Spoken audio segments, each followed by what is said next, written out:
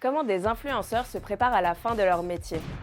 Aujourd'hui, beaucoup d'influenceurs ont des entreprises à côté de leur activité sur les réseaux sociaux.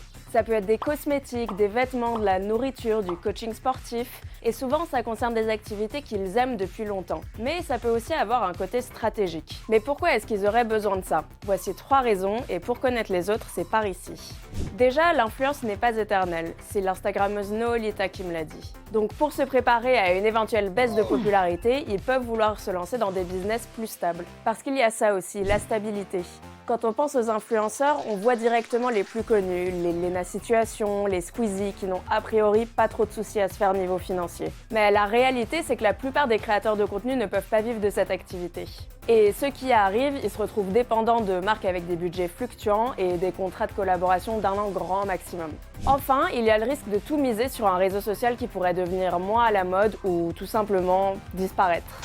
Mais ce n'est pas parce qu'une personne connue sur les réseaux sociaux lance une marque qu'elle va forcément marcher.